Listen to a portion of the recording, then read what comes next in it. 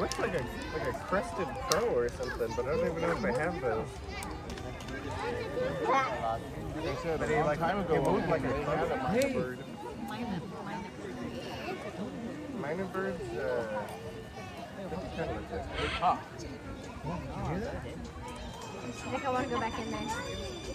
Yeah. Oh. Oh, bye. No one here now. It feels like You dropped it. Welcome. fine. You want dropped the welcome sign. How they get it to unroll like that? Oh, I see. He unrolled Look at the butterfly. Are you part of the show? Yeah, are you? Good afternoon, everyone. Welcome to the. Thank you. I haven't done anything yet. Welcome to the Fresno Chaffee Zoo. It's the Winged Wonders Bird Show. My name is Kyler, and I am one of the lucky trainers who gets to work with our free-flighted birds here at the Bird Show. And today, I am excited to bring to you a free flight and natural behavior show. And what that means is that there are no strings attached. Our birds can fly anywhere they want in this space, and that does mean directly over your heads. So to ensure the safety of both you and our birds today, we do have some safety guidelines to go over before we get started. And that's why my pal Frankie is here. He is the Chief Safety Officer here at the zoo, and his role is extremely important to make sure y'all are following the rules. So throughout the duration of our show, we ask that everybody please remain seated and at all times keep your hands down. This will allow our birds to have a nice, safe flight path directly over your heads, and it gets them a little bit closer, which in my opinion is the best way to experience our show. And if you do feel the urge to leave at any point throughout our show, I will cry. Just kidding. If you do need to leave, that is a-okay. We simply ask that you go over the backside of our hill and try to time it between our birds if at all possible, so that way we can leave this front area open for any flying traffic today. And last but certainly not least, if you brought me any snacks, I did miss lunch, so I greatly appreciate sharing. But also, so do our birds. So if you do have any snacks, keep them close, keep them tight to you, keep them hidden if you can, so that way our birds stay on their nice, healthy diets, and you get to keep any snacks that you have. Frankie, do you think they'll be a good crowd? Yeah? All right, did you check them over there? Gotta make sure everybody's good. Check them over there. Did you get a 360 view? Oh. You wanna shake on it? Fantastic. Frankie, you can go behind the scenes and let them know that we're ready to start our show. And yeah, absolutely. Feel free to applaud for our birds. It lets them know that they have done a good job, and that is something that we encourage here. So, it's good that Frankie is getting on out of here, because our very first bird is a bird of prey. And when I say bird of prey, you're probably thinking of a hawk or an eagle, something circling high up in the sky. But this bird is going to be doing things a little differently than you'd expect. She lives in South America and will be stalking the grasslands down there, looking for things like rodents and lizards. And when she catches one, she has a very unique way of preparing her food. We're going to be meeting Victoria, the red-legged Seriama, and she's going to show off what she were to do if she were to catch a lizard. First, she'd grab it tight in her beak. She'd look around, find a nice hard surface like this very conveniently placed rock right over here, Victoria. She'll shake it around a little bit. She'll build suspense, and she whacks it. Now the reason she whacks her prey like that is in order to tenderize the meat, to break up the bones and make it easier for her to bite into smaller bite-sized pieces. Because her beak is not sharp like other birds of prey. Instead, it's more akin to that of a chicken. And by whacking her prey, she's able to then process her food into smaller bite-sized bits. She also uses a very sharp claw on the inside of her foot, similar to a velociraptor, if anybody has seen Jurassic Park. And using that claw, she can tear apart her prey into tiny, tiny pieces. Now, if you have eagle eyes yourself, you may notice that this is not a real lizard. This is a white toy alligator, but this is a behavior she'd get food out of in the wild, and so we encourage it here at the Bird Show, but we're gonna keep it PG and use a fake lizard. Victoria, you've done a fantastic job. Can we get one more good whack? Beautifully done. Off you go. Oh, that was Victoria, our red-legged Seriama. Now, she is an incredible hunter. Very agile, very swift on her feet. But this next bird, I wouldn't exactly use those words to describe her, because we're also going to be meeting another bird of prey. But this one will be doing things differently as well. You see, instead of hunting for her food actively, our next bird is hoping to find her food already long gone and passed away. Because we're going to be meeting a scavenger, a black vulture named Beetlejuice. Oh. Yeah, see some recognition. Has anybody heard of the movie or seen the movie Beetlejuice before? Plenty of hands, lots of people saying yes, fantastic. If you have seen that movie, you know exactly what we're about to do. If you haven't, no worries, we'll walk through it really quick. We need everybody in the crowd, and I do mean everybody, to say the name Beetlejuice 3 times in a row. Think we can handle that? It's real simple. All right, I think we can do it. Then let's start on the count of 3. 1, 2, 3. I definitely heard somebody say it 4 times. Counting's hard, it's all right. But it seemed to have worked anyway. Here is Beetlejuice now. Now the first thing you may notice about our Beetlejuice, unlike her namesake, she does not have crazy white hair all over the top of her head. In fact, being bald is really important for the way that she lives her life, because she is a carrion eater, meaning she eats dead and rotting animals. That is about as gross as it sounds, and having a bald head allows sunlight to penetrate into her skin and actually disinfect her after a good meal. Having vultures out in the wild helps keep us really clean and healthy in our ecosystems because they remove nasty diseases that would spread from those rotting animals. They can actually remove things like rabies, Ebola, even the bubonic plague from our ecosystems simply by doing their job and living their lives. So thank you for being a great vulture, Beetlejuice. You did a great job. You'll notice she kind of has the opposite problem from Beetlejuice. Where Beetlejuice was bald, excellent ducking over there. Where Beetlejuice was bald, you'll see that Sarah has this beautiful crown of feathers, and nobody's entirely sure why they have that. But there are some good ideas. One is that it could be used as camouflage, helping to break up the outlines of their heads when they're nesting on the ground and making it harder for them to be found by predators. But another idea is the exact opposite.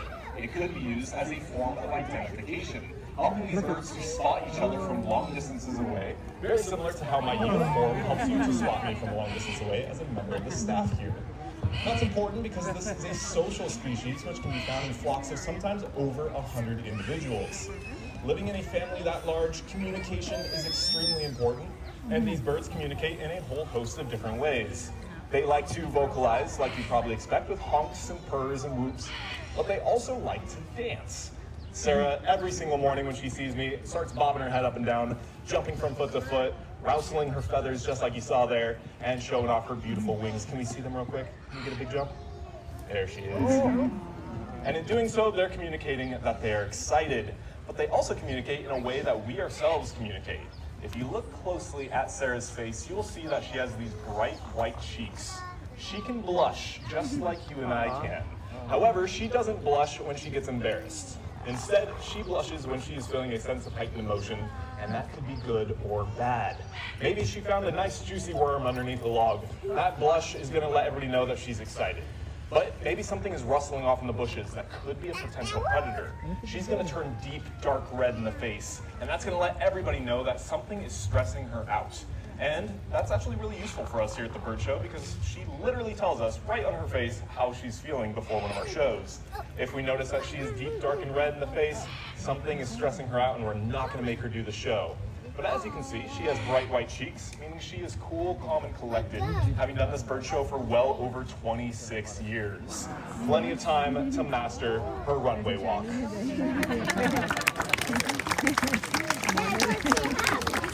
Who needs Paris Fashion Week when you have the Fresno Chaffee Zoo like those find here at the zoo? Now these two, they are 2 lesser sulfur crescent cockatoos. Their names are Bubba and Baggy, and they're showing off a parrot's ability to fly. Gabby, and Gabby is a yellow-naped Amazon parrot. Funny enough, despite their name, cannot be found in the Amazon rainforest, but rather in Central America and Mexico. Gabby, look at all these wonderful people who came here to see you today. What do you want to tell them? Hello. Hello. Now, Gabby actually grew up even closer to home on a farm right here in the United States. And on that farm, she learned all sorts of different barnyard noises. But how about we start with another bird friend of yours? Can we do a chicken? That was a very good chicken. Now, Gabby loves the chicken. Unfortunately, we don't have any chickens here at the zoo anymore. But she has had to learn to cope with that by just doing her own chicken sounds all by herself. The chickens are long behind us now. No more chickens here at the zoo, huh, Gabs? But if you like her chicken, you will absolutely love her horse. There's also no horses. No horses at the bird show at all. Yeah. it's so funny. Also on that farm are a whole lot of barnyard cats, and she is not the bravest of birds, but she is one of the smartest. And she would let all the other birds know when those predators were around. You don't want any of those cats getting near you, do you? So what would you tell everybody if you saw a cat? That's right, you thought you saw a putty tat. Any sweet bird fans out there? Only a couple. Okay, y'all need to watch the Looney Tunes. It is a great show and part of her childhood, as Gabby here is in her 40s and actively watched those shows as they were coming out live. Tweety Bird was a huge hit with her, and during her long life, she's picked up on a lot of human traits as well, including a complex taste in music. Gabby here has been working on a song for well over 30 years. You guys want to hear it? Are you sure? The zoo closes at 4. All right, they want to hear your long, complicated song. Here we go.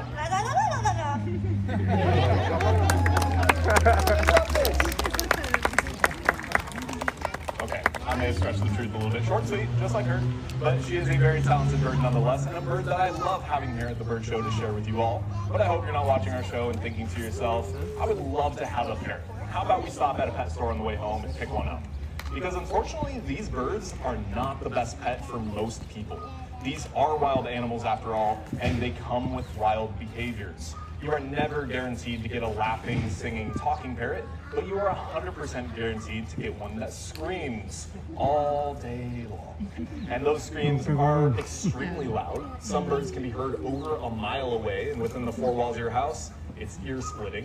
And they will be extremely destructive. During the long time that you will have these animals, as they can live upwards of 40 to 80 years, they will be chewing on just about everything you own, from your drywall, your hardwood furniture, your TV remotes, and your fingers if you're really unlucky.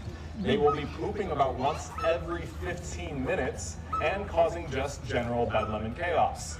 These animals are built for the wild, not for the human ecosystem.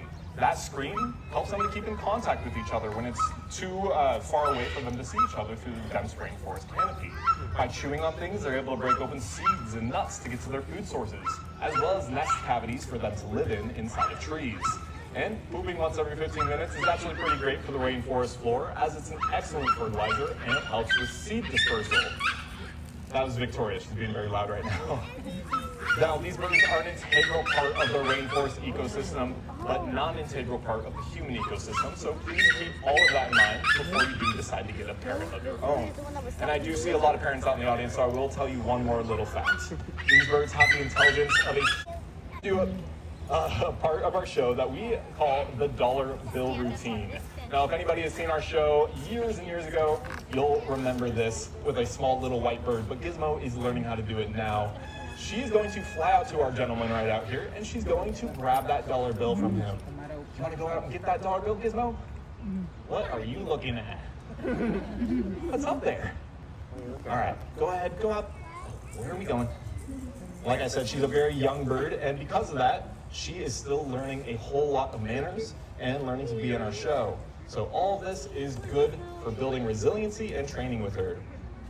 Even if that means that she is goofing off. You are not a pirate parrot. You cannot go on my shoulder. All right, here we go. Whoa.